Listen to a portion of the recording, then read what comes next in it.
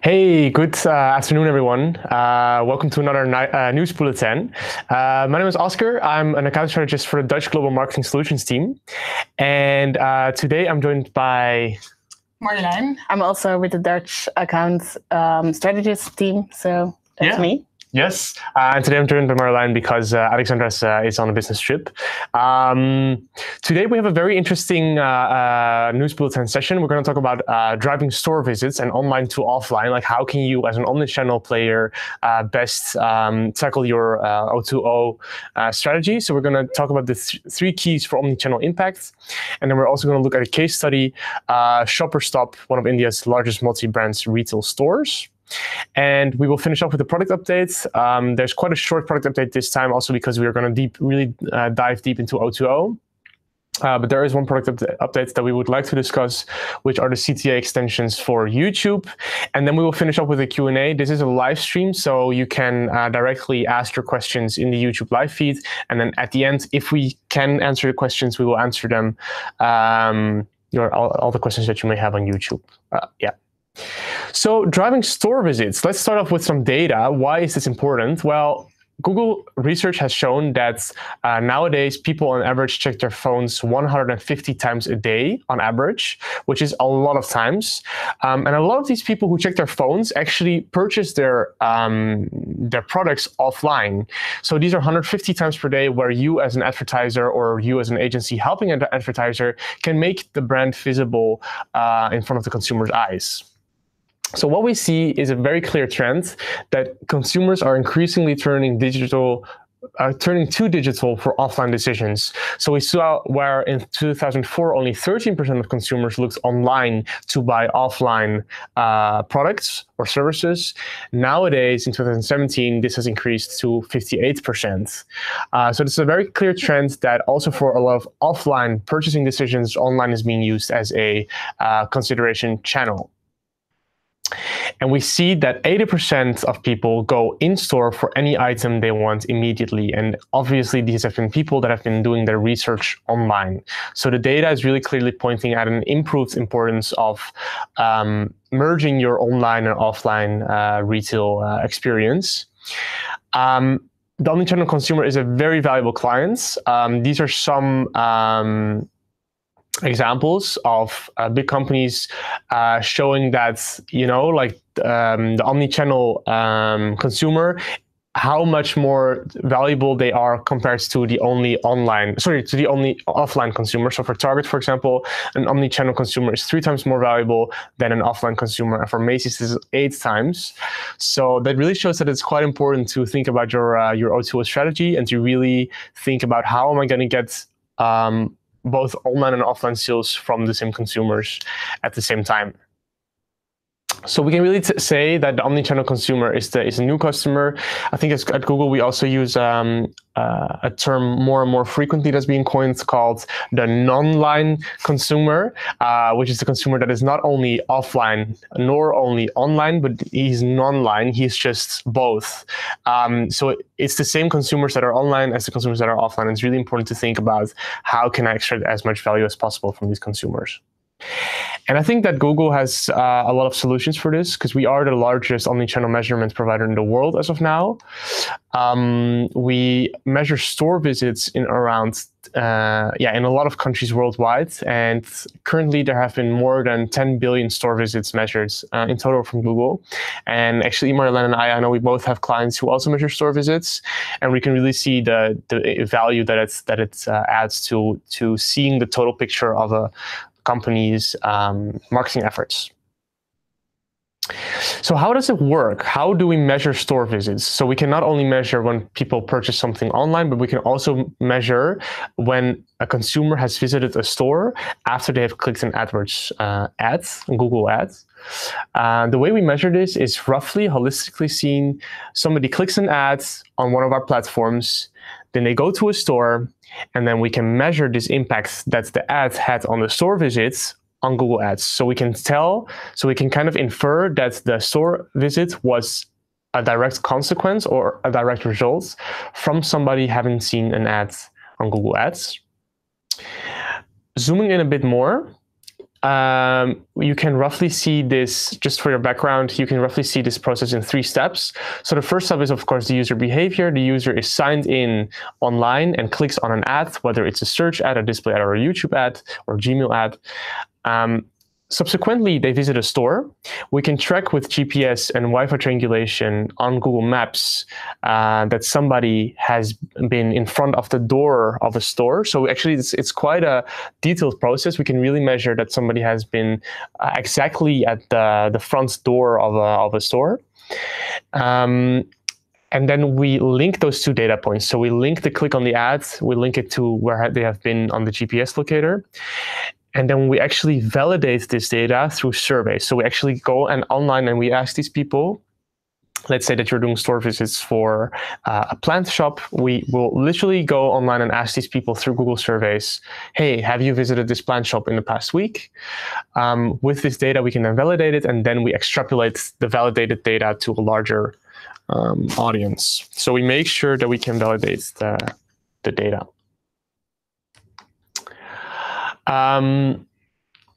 So this is a bit of background, then diving deeper in how we can make omnichannel impact accessible for any advertiser. There are 3 main pillars that we want to look at today. The first one is showing consumers that you are open for business, of course, very important. The second one is how to drive actual foot traffic to your store.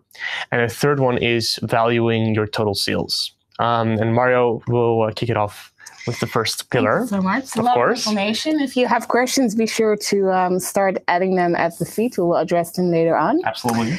So the first step is make sure that your business is open.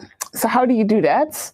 Very simple, actually. If you haven't yet already, this is really like a must for any business advertising, is to open Google My Business. It's a free application, but it basically makes you visible on the map. So if people are looking, okay, where should I go?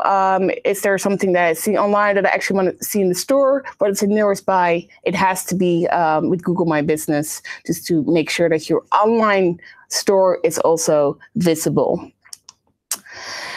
And then, and this is kind of a new, if you have this open, this will open up. So the location extension, you might think, well, I have more stores. You know, there's one, this is the example in San Francisco, but there is also one in Oakland. But if I'm in Oakland, I actually only want to see the Oakland store and not the San Francisco store because it's nearer to me.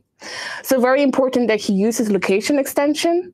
We also see like an uplift in click-through rates if you have this, because people just want to know that it's like feasible and that it's actionable when they actually have the need to buy something. So be sure that you're there. And then if you have this location extension on your ads, this will automatically open up for you. So instead of just seeing an ad that, you kind of directly go to, okay, how do I actually walk to it?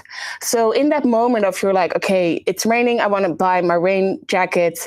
Let's see nearest by store. You're looking on Google, you're seeing the ads, you see that's actually only 500 meters away. You click on directions, you get your Google Maps open, and you walk to your store.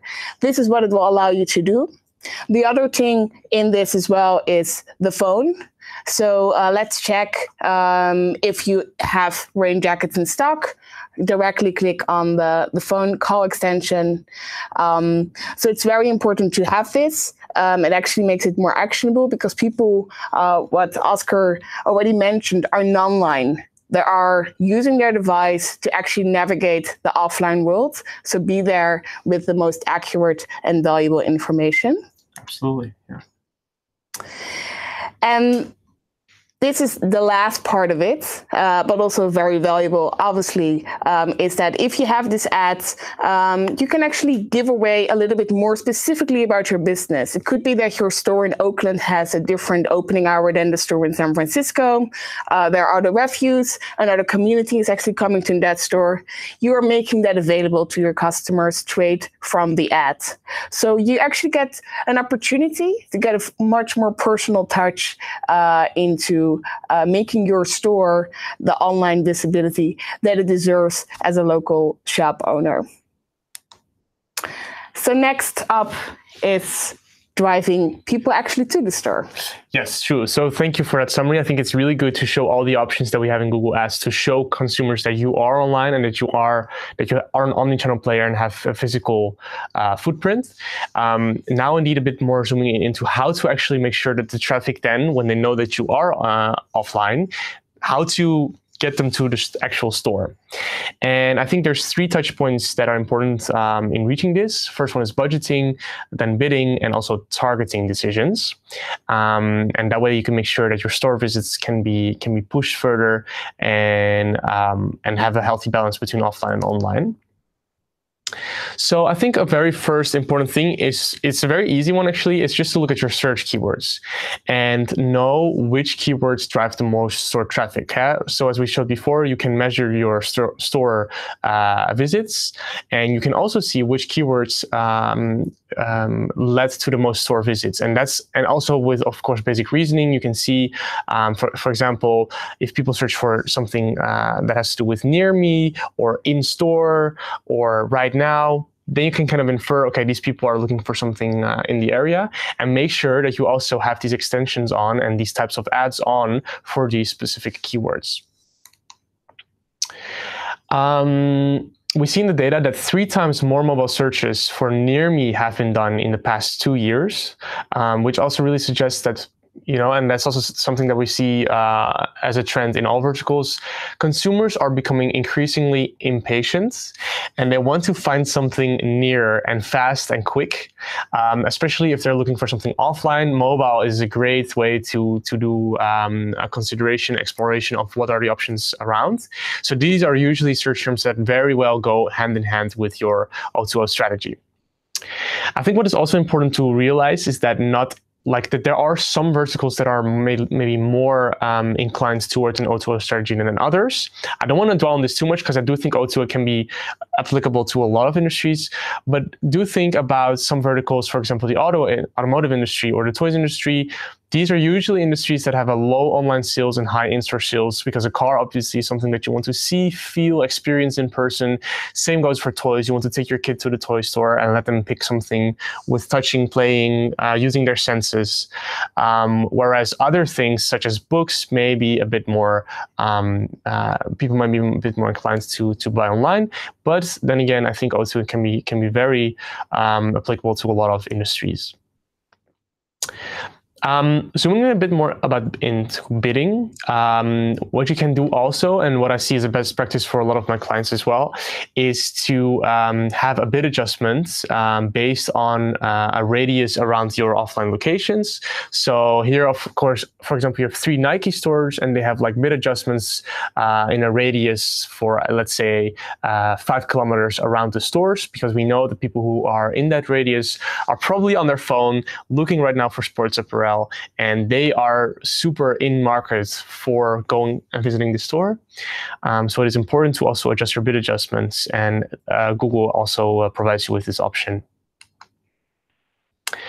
Another fun fact, and this one kind of really suits well with the other one that we just mentioned, that we see more than 85% growth in mobile searches for where to shop and where to buy in the past 2 years. Again, that little word "where" really signifies that people are interested also in not just online purchases, but also offline.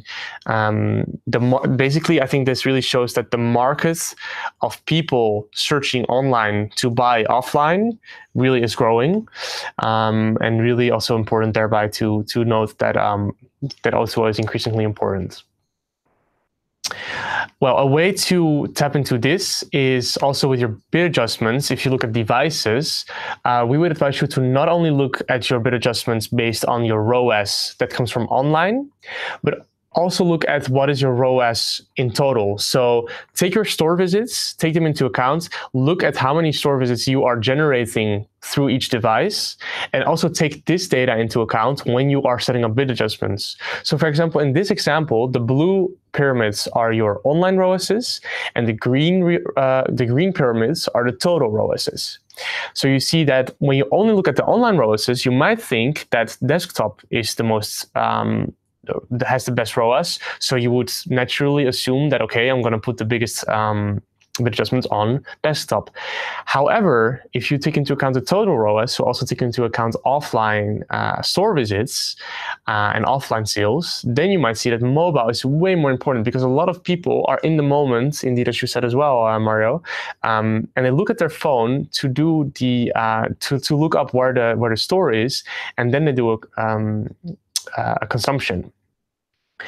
So looking at the total ROAS, you might say that the mobile device is more important for bid strategy. So really take into account total ROAS when setting up bid strategies, also for device. Another great way to reach your target is through display location extensions. These are basically display extensions that come next to a normal display ad, but also thereby showing the closest offline store. And there are some different formats, so you can have it interstitial within apps. You can have a square on desktop and mobile web, or just a banner. And the same goes for YouTube. So again, with the YouTube ad, so let's say, for example, you are a carrot bakery, it might be very, very relevant for you to have a store locator app next to a YouTube video that is about cooking a carrot pie. And then you can also add your business name, address, phone number, and some details. So I think that's a very good one to look into as well. So there are lots of different ways to reach your offline audience. A new form of a Google ad is the local inventory ad. This is basically a classical shopping ad. However, here you can also add a local pin, also showing again where your offline store is. And we see on average that there is a 2% increase in CTR when the local inventory ad is served. So that is actually quite significant. It sounds like a very little, but it can really, if you think about 2% of your whole total yearly revenue, it is still a lot of extra. And one really cool one is the local campaigns, also newly launched recently. This is a new type of campaign that basically takes all the Google networks, so search, maps, business profile, YouTube, and display, and it can kind of launch your ads on all of these networks with the sole and bottom goal of exclusively driving store visits. So that's a really good one if you're very interested in trying this out, and if you really want to push your offline sales. I think this is actually the perfect campaign to try out. Handing it over to you again for value to total sales. Value to total sales. Oscar mentioned it already, but the ROAS is really the most important thing. So what actually happens is that this non-line consumer uses the device, especially the mobile phone, to look up information in the moment. So this starts in the process of, I'm sitting at the couch, I have to buy my Christmas holidays present still. So you're going to look it up. When you're actually in the store, you're actually going to compare, like maybe it's actually cheaper somewhere, because as we know, the consumer is driving a better price quality ratio, and that the device is actually the means to do that. So instantly, every moment the device is on, is to check, to double check if your price, your product in your store is really the best one. So what happens normally, and this is really a transition, like we could say a paradigm shift almost, where we try to measure all channels separately. So we start with the online sales. Okay, our AdWords account is performing like this. We have so many conversions. The value is 200, and then you get into a ROAS of 5.1. But if you actually take this online consumer, you try to label it, you also have to take into account the offline sales. In the offline sales, kind of the same metrics, but there is a correlation, because if people haven't found you on the internet, would they have found you at the store? This is a question that you need to ask yourself as an advertiser, and most commonly the answer would be no. If I didn't have an online presence, there would not have been this offline traction. So if you start correlating the two metrics together, you're actually going to combine a total ROAS for your customer. So knowing that your online presence is allowing your offline store to get more traffic is actually making sure that you incorporate the value of which you attribute to the mobile phone much greater. So it's a simple metrics, basically adding up the ROAS of the online plus the ROAS of the offline. If you want to get sophisticated, you can maybe say, well, maybe some people would have found me. You can mark it up a little bit. But at the end of the day, these two are together. This is your new metrics to address the non-line consumer fully. True. And just a side note on that, a really good point, Mario, just a small side note is that indeed, like you can calculate the offline sales by just taking your store visits and then multiplying that with your average in-store order value. Yeah, and then times your average in-store conversion rate. So if you know, like on roughly when somebody, I know that I've had 320K store visits, I roughly know that 1 in 4 people purchase anything at all when they visit the store. And then I know that the rough order value when people purchase something in the store is $200. Then you can just multiply these three and then you have your average offline revenue that comes from Google Ads. It's a very good point. Okay, so these are the three key pillars again. Just to summarize, so the first one is show consumers that you're open for business. Second one is driving foot traffic to your store. And the third one is valuing total sales. So it's not just about also making sure that they come in, but also valuing it and realizing that this also has an impact on your online marketing ROAS. And we would like to finish up this section with a really cool case study of Shoppers Stop, which is a very large, one of India's largest multi-branded retail stores. And they worked with Google to connect digital marketing spends with offline sales. So in India, they have 300 plus retail stores. They sell multiple brands and they have a very big loyalty program. And almost all of the people that have the loyalty program also purchase online, but 98% of sales happen in store. So the challenge for them was to know how many customers really visited the site due to digital investments, but they also wanted to know how many people also went to the store after they had seen an ad online. So they used offline store measurements and they used store visits to calculate this. And then they realized that actually their real ROAS, as we just saw also in the example, this is another good example of this, is their real ROAS was actually higher than their only online ROAS. So their online sales, the ROAS was 2, but for their in-store sales, the ROAS was 3. So their total sales, the ROAS was 5. Additionally, they found out that the basket size of these stores in-store was higher, 30% higher than the average basket size. So I think this is just a great example of a company that found out way more insights of their online marketing spend in Google Ads. And they found that the actual return of their online marketing spend in Google Ads was way higher than they imagined it to be.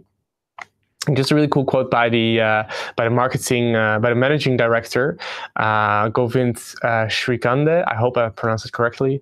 I think the results are phenomenal. This kind of a study helps us to really give more weightage to digital and understand how do we really drive our advertising spends to get more ROI.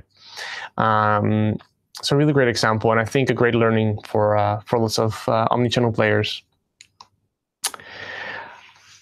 Yes, so lots about omnichannel. And I think if you're here as an advertiser, just get this going. Like if you have a store, like this is the next level what you have to start doing. I'm going to close up just with a small product update, but a big one in essence, because the overlay button for YouTube is going to disappear. And we're going to transition to the new call to action extension. So we can see there on the left, like the old overlay. Actually, we found that people are actually not clicking so much on it. And if we put it as a button underneath the video, it has a much higher click-through rate. So because the performance is so much better, the decision has been made to actually make this an option for all in-stream YouTube ads. So from the new year on, this is what you will see in your account. If not already, that you can actually add the call to action button. You just basically say, okay, what is the call to action? Get a quote, buy product now, very actionable, stays underneath the video for as long as the video lasts, and people can directly go to the landing page. And it's just like it's more visible and much better. So make sure that you add this if you have a YouTube campaign running to all your in-stream ads, because it's just much better, much more helpful. Absolutely. So I think that is the end of it. Let's check if there's any questions. Have to log in. No worries. Internal brightness. Okay, no, I think there's no questions as of now. So that means that hopefully everything was clear. So we would like to thank you very much for watching, and we'll be back with another topic about attribution in 2 weeks with Alexandra. So stay tuned and see you in 2 weeks. Thank you. Bye. Ciao.